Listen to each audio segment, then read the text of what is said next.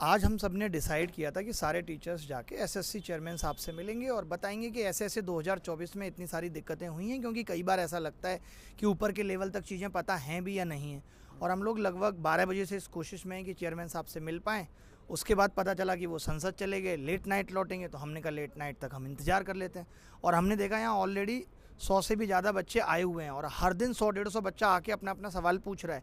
लेकिन क्या होता है ना कि जब 100-150 बच्चा आके ये सवाल पूछता है तो जवाब इग्नोर कर दिया जाता है। बट अगर वही 100-150 जो हर रोज़ आ रहा है वो एक साथ आके सवाल पूछे तो जवाब देना फिर मजबूरी बन जाएगा। अभी जो ये टाला जा रहा है कि चेयरमैन साहब आपसे नहीं मिल सकते, अंडर सेक्रेटरी साहब आपसे नहीं मिल सकते, ये भी आपसे नहीं मिल सकते, वो चीज़ फिर नहीं होगी। तो हम लोग तो अब इंतजार कर रहे हैं चेयरमैन साहब 7 बजे आएँ, 8 बजे आएँ, 9 बजे आएँ। हमने तो सोच लिया अब आए हैं तो मिल के ही घर लौटेंगे और जवाब लेकर ही घर लौटेंगे।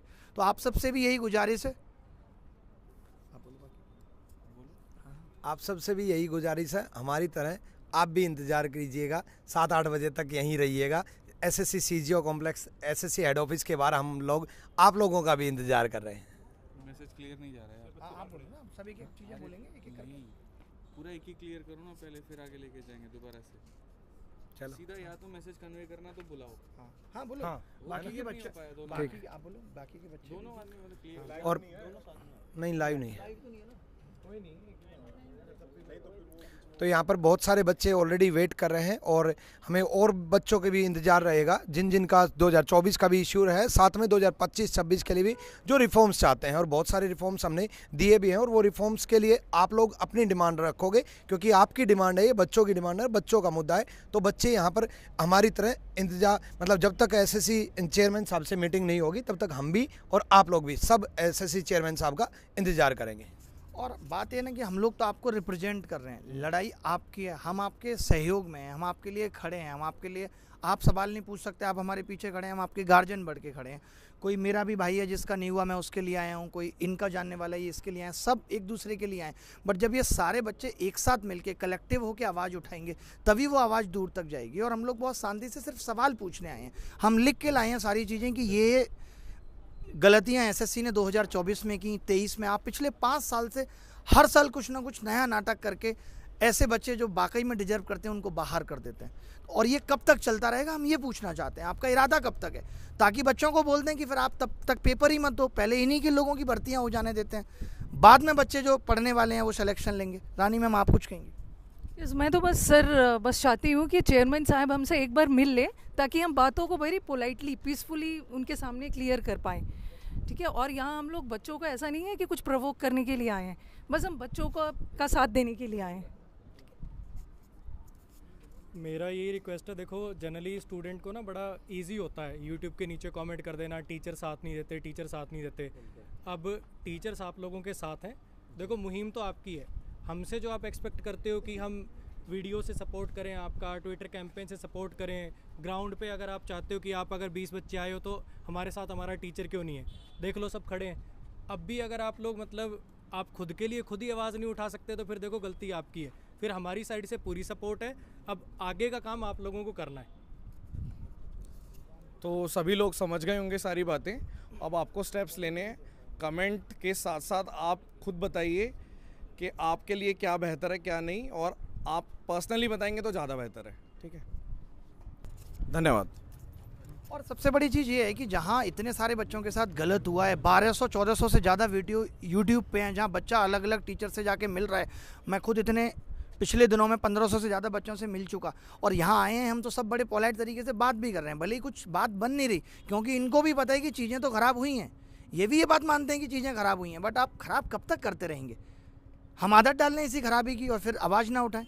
तो आवाज़ जब अब उठ गई है तो अब हम सांस तभी लेंगे जब ये सब चीज़ें ठीक हो जाएंगी। हमें ये लिखित में वेबसाइट पे नोटिस आ जाएगा कि भाई हम 2024 के रिजल्ट को भी एक कमेटी बना के उसका रिव्यू कर रहे हैं कि किस तरीके से उसको ठीक किया जा सकता है। सोचिए ऐसे ऐसे लोग यहाँ खड़े हैं, बच्चा खड़ा है, इसके 344 नंबर है, रॉ स्कोर है इसका 344, AIR 96 दिखा रहा था इसकी, कौन सी वेबसाइट पर, रैंक मित्रा पे, और आज इसको कोई जॉब नहीं मिली है, कोई नौकरी नहीं मिली है। यानी 88%, 89, 90% नंबर लाके भी बच्चा सिलेक्शन नहीं ले रहा है। कल को हालत क्या होगी कि 390 नंबर ले आएंगे 10-15 हज़ार बच्चे, और आपके यहाँ वैकेंसी 8,000 होंगी, फिर आप डेट ऑफ बर्थ के हिसाब से लोगों को नौकरियां दे रहे होंगे। तो आप सबका भी अब खून खोलना चाहिए कि अब आवाज़ उठनी चाहिए, बदलाव बहुत ज़रूरी हो गया है।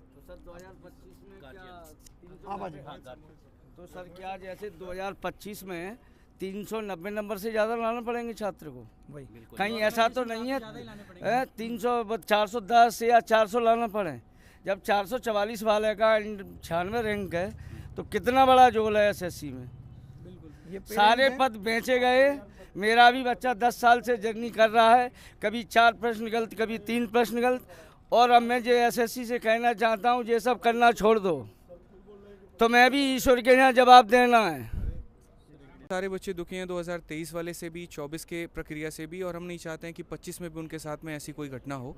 ठीक है, तो मैं चाहता हूं यहाँ पर कि जितने बच्चे हैं जो 2023 में भी पीड़ित रहे हैं, जो 2024 में भी पीड़ित रहे हैं, और जिनका आगे भी पेपर है, वो यहाँ पर साथ में आएँ, हम सबके साथ में रहें। और आज हम चेयरमैन साहब से अपने हक की लड़ाई लड़ करके जाएँ और अपनी सारी बातें जो है उनके समक्ष रखें, ताकि उसके बाद कभी कोई दिक्कत ना आ पाए। मेरा सिंपल सा एक ही बात कहना है, हम सारे के सारे सीजो कॉम्प्लेक्स दिल्ली में अभी मौजूद है एसएससी हेडक्वार्टर पे, और बड़े आसानी से आप गूगल मैप पे सर्च कर सकते हैं एसएससी सीजो कॉम्प्लेक्स दिल्ली करके, और यहाँ पर हम रहेंगे। ज़रूरत पड़ी तो हम रात में भी रुकेंगे, ज़रूरत पड़ी तो हम कल भी रुकेंगे, ज़रूरत पड़ी तो हम परसों भी रुकेंगे। हम तब तक नहीं जाएंगे मेरे भाई जब तक हमारी आवाज़ ना सुनी जाए और जब तक उसके ऊपर में रिटर्न में हमारे सामने कुछ ना आ पाए। मैं बस इतनी बात कर रहा था ना, आप देखिए ना कि गलत कोई आज से नहीं। 2019 में नॉर्मलाइजेशन पे कितना बवाल हुआ कि 200 प्लस बच्चा नंबर ला रहा है, नहीं हुआ। 2023 में 4 क्वेश्चनों की लड़ाई कब से चल रही है? 1 साल एसएससी कोर्ट में रही, क्या एसएससी के कान में ये बात नहीं गई कि अब कभी आगे से गलत प्रश्न नहीं बनाने? आपने गलत प्रश्न जहाँ पहले 4 थे, उस 4 को आज 19 में बदल दिया। तो आपका तो जो करेज है वो बढ़ता जा रहा है और गलत करने के लिए। शायद आज हम इसलिए फिर लड़ रहे हैं कि 2023 में ये लड़ाई अगर सही से लड़ गई होती तो शायद 2024 में ये देखने को नहीं मिलता। तो आज 2024 में जब हम कस के लड़ेंगे तब आगे आने वाले साल सही होंगे। 2-4 साल भी सही होंगे, वो तो फिर लड़ना पड़ेगा 4 साल बाद। फिर एसएससी भूल जाएगी अच्छा कुछ हुआ था, फिर गलत करना शुरू कर देगी। तो आप चिंता मत करो, बस आप सबको साथ देना है। जब हम आज यहाँ आपके लिए ज़मीन पर बैठे हैं सीजीओ कॉम्प्लेक्स के सामने, तो आपको भी आना है और आपको भी हमारी आवाज़ को बुलंद करना है। हमें मालूम है कि 2023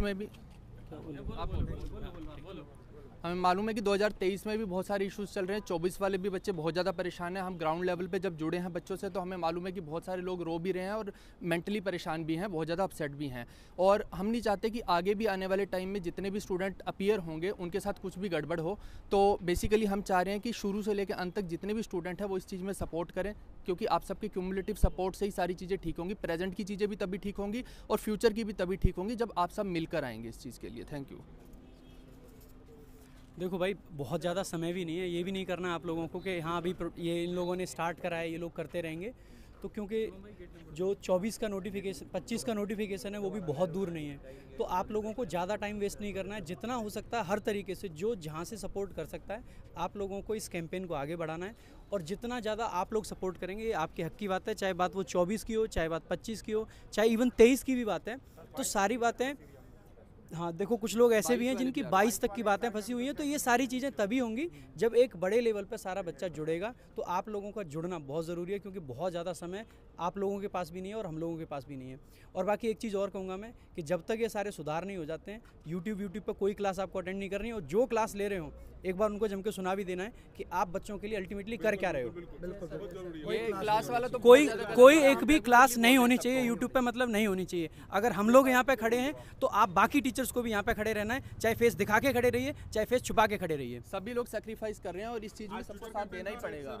देखो होता क्या है ना, वही हमने सभी लोग बोलते हैं ये कर दो वो कर दो, कोई भी रिजल्ट आए, रिजल्ट दिखाने से पहले ये बच्चों की क्वेरी आने लग जाती है, सर ये गड़बड़ी हो गई, सर ये गड़बड़ी हो गई, अब क्या करें। तो यहाँ पे जब हम आए, हम एक चीज़ को लेके नहीं आए कि हमें ये करना है।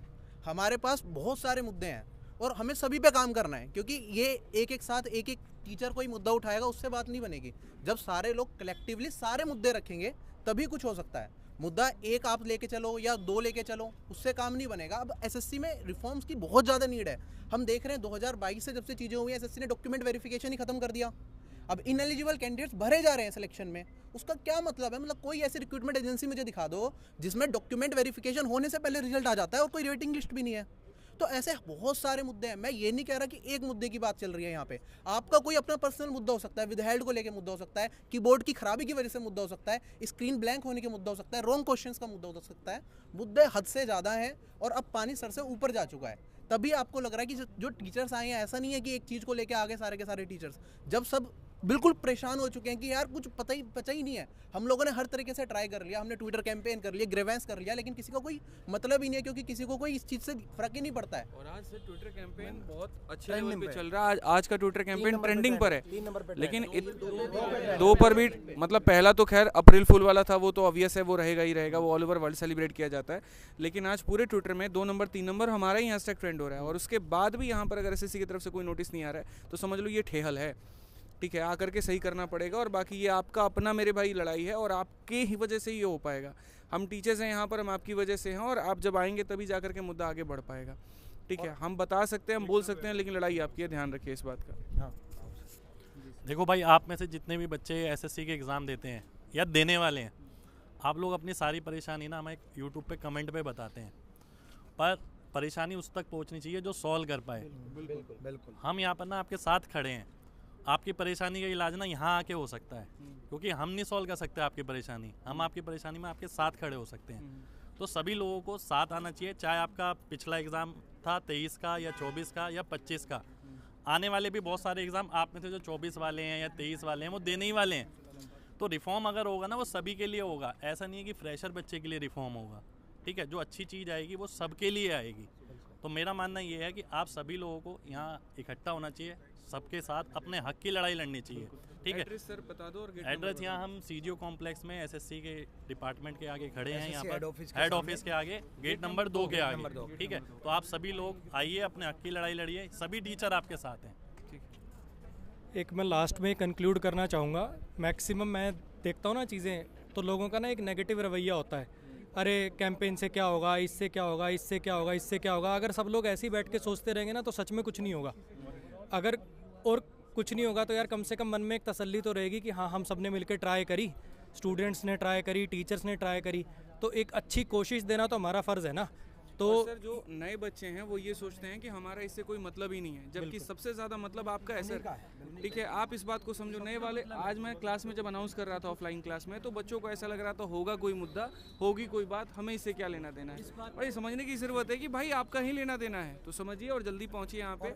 ठीक है, हर 4-5 साल में ऐसे आवाज़ उठानी पड़ती है। 2013 में आवाज़ उठी, फिर 2017 का प्रोटेस्ट हुआ, 13 का प्रोटेस्ट 4 साल बाद, 17 का प्रोटेस्ट, अब 8 साल बाद फिर से मतलब 25 में आवाज़ उठानी पड़ रही है हमें। आवाज़ उठानी तो 13-17 का प्रोटेस्ट हो चुका और उसके बाद भी सुधार नहीं हुआ। ये बात 17 का प्रोटेस्ट ही था जिसके कारण अब टाइम पे सब कुछ हो रहा है। टाइम पे हो रहा है। ये बात बहुत क्लियर समझ लो, बहुत क्लियर समझ लो कि ये मुद्दा ना 25 का है, ना 26 का है, ना 27 का है।